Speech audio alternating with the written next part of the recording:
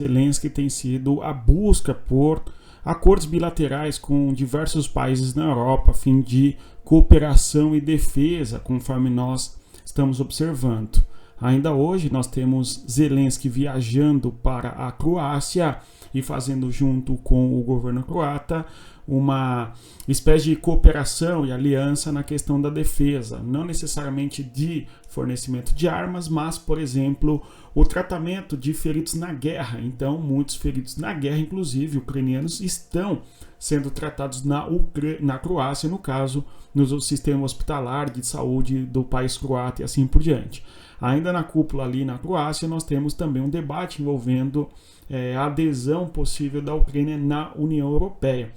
Além disso, um assunto de extrema importância envolvendo a Ucrânia é o ataque que a Ucrânia fez de maneira bem sucedida contra uma base de munições dentro do território da Rússia. É mais uma base de munições da Rússia que a Ucrânia atinge de maneira bastante significativa e causa destruição. Por sua vez, ao mesmo tempo, nós temos a Rússia avançando na região de Kursk e retomando ali 2 aldeias. No auge da invasão da Ucrânia no território de Kursk, a Ucrânia obteve ali 100 aldeias, algo do gênero, não é? Porém, a contraofensiva russa na região tem feito com que a Rússia retome algumas aldeias, conforme nós estamos observando. Pessoal, é sobre estes assuntos que nós iremos falar. Eu vou pedir a você que deixe o like, se inscreva no nosso canal e divulgue o nosso conteúdo às pessoas que gostam de geopolítica. Mais ainda, você que quer aprender de maneira melhor a questão da geopolítica, adquira o nosso material, um e-book feito para que você tenha condições de estudar e saber quais caminhos seguir. Então, se você quer aprender mais sobre a Ucrânia, ou sobre o Oriente Médio, ou sobre a geopolítica dos Estados Unidos e assim por diante, um guia de estudos certamente é o que você precisa para saber como estudar. Dê uma olhada, o link está na descrição do nosso vídeo. E mais do que isso, ao adquirir o e-book, você contribui para o nosso canal continuar com esse projeto de analisar esse diário de guerra, digamos assim, onde todos os dias nós colocamos aqui vídeos a respeito da guerra entre Rússia e Ucrânia.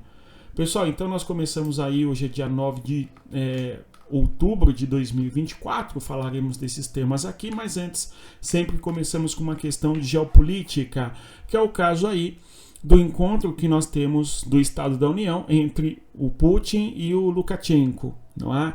Isto porque, quando nós olhamos para a realidade política hoje da Bielorrússia, Belarus, não é de um país autônomo, independente em alguma medida, uma vez que existe uma coordenação de aliança que envolve vários aspectos da vida política e econômica da Rússia com a Bielorrússia, de modo que a organização política que nós temos ali é inclusive compreendida como Estado da União, de modo que os dois países têm cooperações em vários aspectos. De modo, inclusive, que artefatos nucleares da Rússia hoje estão em territórios da Bielorrússia, caso haja alguma interferência militar na Bielorrússia, tá?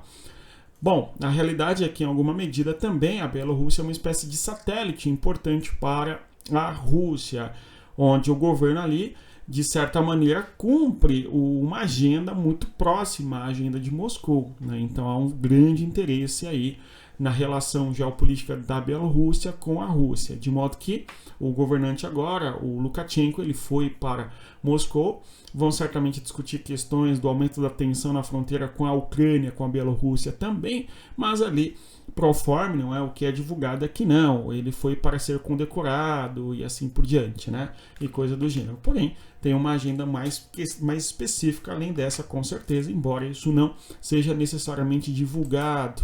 Pessoal, além disso, então aí dia 9 de outubro de 2024, esse encontro entre Putin e Lukashenko, vamos observar se os meios de comunicações aí que nós acompanhamos traz alguma informação de modo mais detalhado desse encontro. Nós temos a Ucrânia atingindo o arsenal de armas na região de Bryansk, aqui o mundo no mapa, vale a pena nós observarmos. Nós temos aí então no mapa, aumentando aqui para vocês, o mapa da Rússia, na cor azul clara nós temos o território de Moscou, tudo bem? Agora, muito importante, vejam vocês, muito importante, este território aí na cor verde é justamente o território de Bryansk, e nós tivemos um ataque feito da Ucrânia. A Ucrânia está aqui na fronteira, conforme nós sabemos, não é?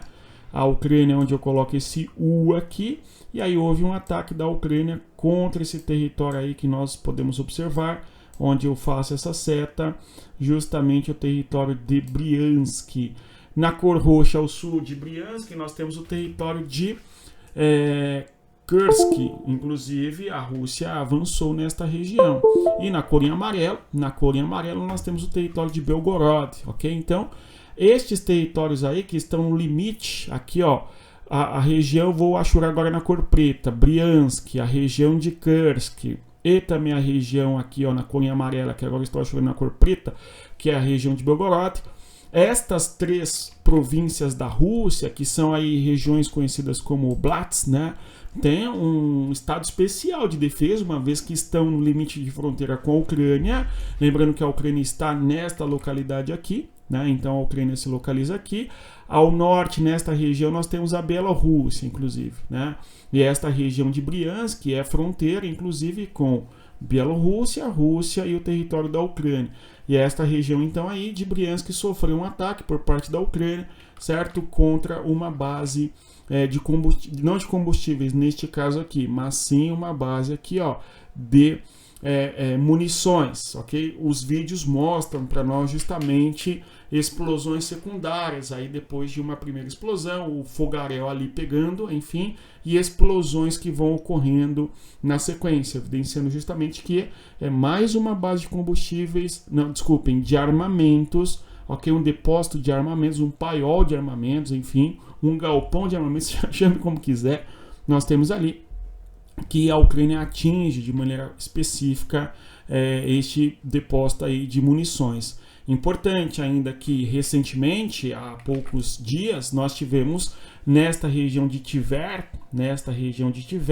também a Ucrânia fazendo um ataque muito importante nesta localidade, destruindo também nesta região aí um depósito de combustíveis importantes, não de combustíveis, repito, não é um depósito de munições, ok? Então, os alvos específicos da Ucrânia, em alguma medida, depósitos de munições e ataques com drones, de certa maneira, bem sucedidos, ok? Então, em pouco tempo, aí, dois depósitos de munições da Rússia atingidos em Bryansk e também o de Tver, que foi o recente, a coisa de 10 dias, ok? Nós relatamos tal assunto no nosso canal aqui, tá?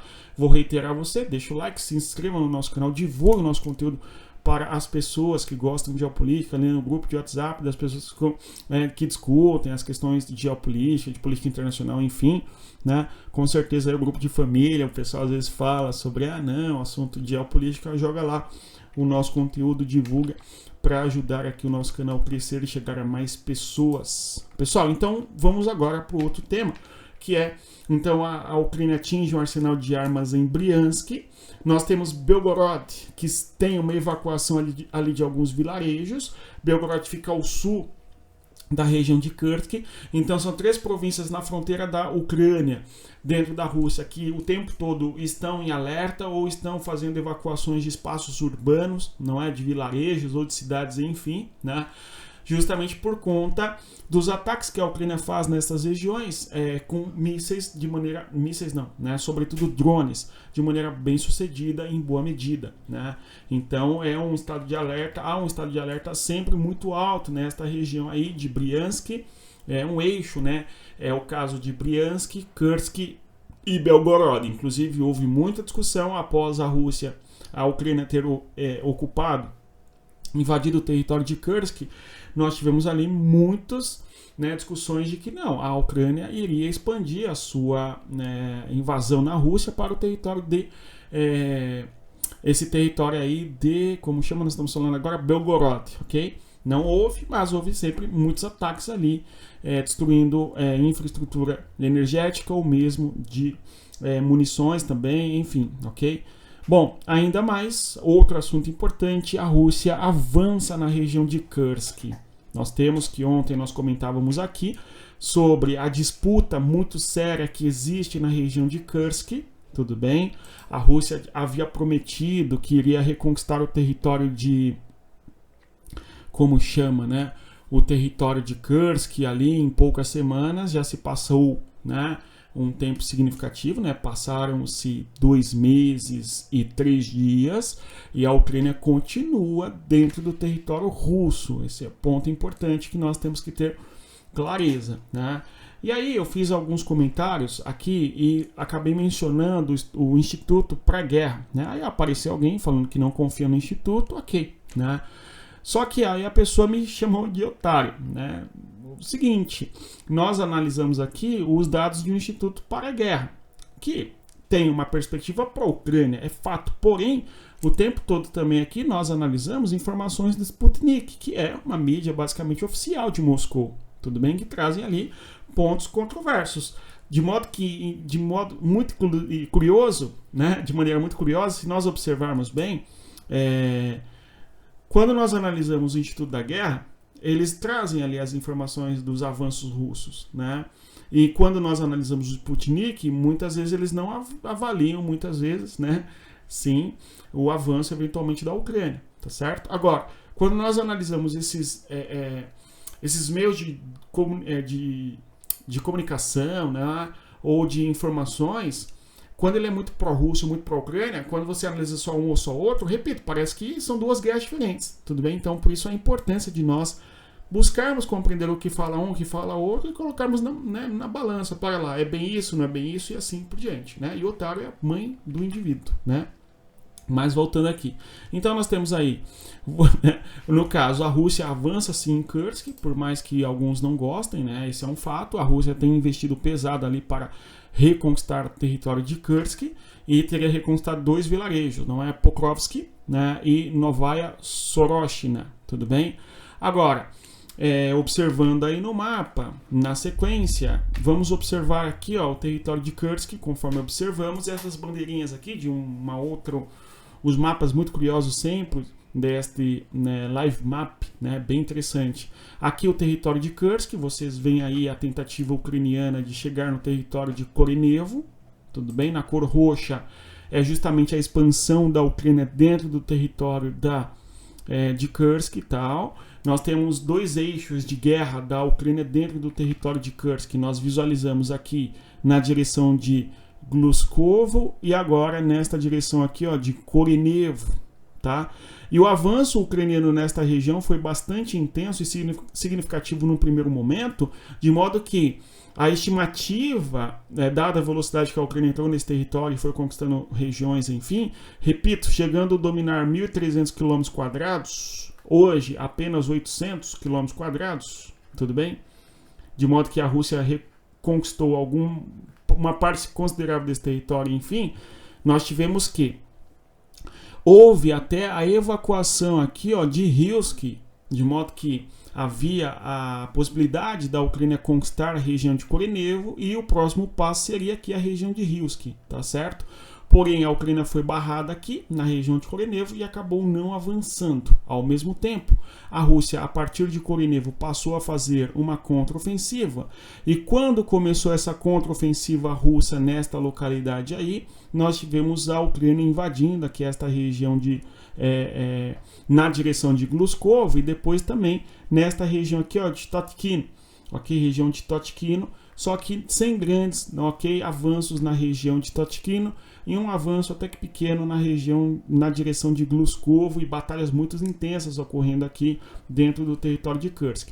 E houve até uma interpretação que eu até mencionei aqui com vocês. Não, os soldados da Rússia nesta posição aqui ficariam, no caso aí, encurralados pelos soldados ucranianos nessas 2 direções, mas isso não aconteceu, né? Nós tivemos que, na direção de Gluskovo, a força militar da Ucrânia não conseguiu avançar muito, mas acabou ficando estacionada aqui com batalhas muito intensas, e aí nós temos a Rússia buscando avançar nestas regiões, aqui também, não é? E retomando aí 2 vilarejos. Outra tentativa russa de reconquistar esse território é também por esta região aqui ao sul, na direção aqui ao sul do território de... como chama? Me foge o nome ali desta região. Talvez um dos mapas que tem nesse slide traga para nós o nome desta região para onde a Rússia tenta avançar também, né? Vamos observar ali a região de Guievo, exatamente. Então, no sul do território de Kursk, há uma tentativa russa também de avançar nesta região e conquistar a região de Guievo ali. E depois o próximo passo seria a tentativa de retomar Súdia, ok? Nesta região central aí do saliente, certo? Ucraniano dentro da região da Rússia, enfim, tá? Então aí a informação que a Rússia consegue avançar, pelo menos declarou que avançou na região aí de Kursk. Vamos continuar acompanhando, tá? Agora, aqui nesse outro mapa, cadê? Eu trouxe o mapa? Não trouxe, né? Para mostrar a direção, trouxe sim, a região onde a Ucrânia atingiu dentro do território russo hoje. Conforme nós podemos observar aqui, ó, temos a cidade de Briansk, aqui onde eu faço a bolinha na cor preta, e a base de munições ali, de arsenais de munições que foi afetado, fica nesta região aqui, ó, a sudeste da própria capital Briansk, aqui no Oblast de Briansk, tá certo? E o nome ali na região de Karacháyev, ok? Então a Ucrânia fez um ataque de certa maneira bem sucedido na região de Briansk, atingindo ali o arsenal de armas da Rússia nesta região aí conhecida como Karacháyev, enfim, tudo bem? E ainda continua pegando fogo, conforme nós observamos, pelo terceiro dia consecutivo, o ataque que a Ucrânia fez dentro do território da Crimeia. Nós tivemos então a Ucrânia fazendo ataque dentro do território da Crimeia, aqui numa base de combustíveis, a região ali de Feodósia, ok? Continua pegando fogo nesta região aqui. Tá? Então vamos continuar acompanhando, e pelo que parece ali o fogo acabou se alastrando e a destruição é bem significativa nesta região aí atacada pela Ucrânia, enfim. Outros aqui ainda, né, comentaram que eu era Rússia e tal, mas tudo bem, que dá para acompanhar o conteúdo porque é de qualidade. Eu agradeço a questão da qualidade, né? O fato é, gente, é uma guerra. Quando a Rússia avança, nós a observamos, a Rússia avançou, não dá para negar, né? E quando a Ucrânia avança. Inclusive falaram, não, vocês estão dizendo como se a Ucrânia tivesse chegado em Moscou. Quando, né, o pessoal também é até negacionista. Não, a Ucrânia não invadiu o território da Rússia, não invadiu sim. Invadiu o território de Kursk, e foi uma invasão bastante rápida e conquistou uma grande extensão de território no primeiro momento, certo? E se a Ucrânia chegar em Moscou, nós iremos falar sim. A Ucrânia chega em Moscou e tal, enfim, o Putin fugiu, foi pego, sei lá, né? É só um exemplo bem tosco, né? Que as pessoas não querem enxergar o que está acontecendo muitas vezes. Tudo bem? Então, não é o nosso caso aqui. É lamentável a guerra. Esse é o nosso ponto, né? Que haja paz. Pessoal, e aí, por fim, esse encontro diplomático lá no território da Europa, vamos observar aqui a cúpula chamada Ucrânia Sudeste Europeu na Croácia, tá certo? A Croácia é o último país que entra para a União Europeia. No caso ali, em 2013, o processo de adesão à União Europeia é bastante longo, não é? E desde junho do último, agora, 2024, nós temos que a União Europeia considera a Ucrânia como Estado membro. Não é? Como que é o nome? Deixa eu lembrar, né? A Ucrânia é um candidato oficial, isto é, no caso aí a Ucrânia é um país que é um candidato oficial a integrar a União Europeia. Tudo bem? Existem outros países que fizeram um pedido, mas não estão oficiais enquanto, não é, possíveis membros. Então, foi um avanço aí para a Ucrânia. E no discurso ali do Zelensky nessa cúpula, na Croácia, nós temos justamente a discussão ali, o recado para Bruxelas, que deve aceitar todos os países democráticos na Europa para que a Europa esteja em paz e assim por diante, né? Enfim. E o que é muito importante é essa cooperação na área de defesa aí, entre a Ucrânia e a Croácia. Nós observamos nos últimos meses a Ucrânia buscando fazer acordos bilaterais com vários países a fim de conseguir sei lá, uma rede mais consistente de apoio, não depender apenas da União Europeia, mas sim acordos diplomáticos bilaterais com, por exemplo, não é, com a Polônia, agora com a Croácia, e vamos continuar acompanhando. Bem, no mais é isso. Se você chegou até aqui, eu reitero, deixa o like, se inscreva, divulga o nosso conteúdo, tá certo? Para todos que gostam de geopolítica, para quem não gosta também, né? Mais uma vez eu falo aí para você adquirir o nosso material de estudos, o e-book, que vai te ajudar bastante. É coisa, né, bem acessível, dê uma olhada. O link está na descrição do vídeo, tá? E, como eu sempre digo a vocês, respeitem a geografia. Até mais. Tchau, pessoal.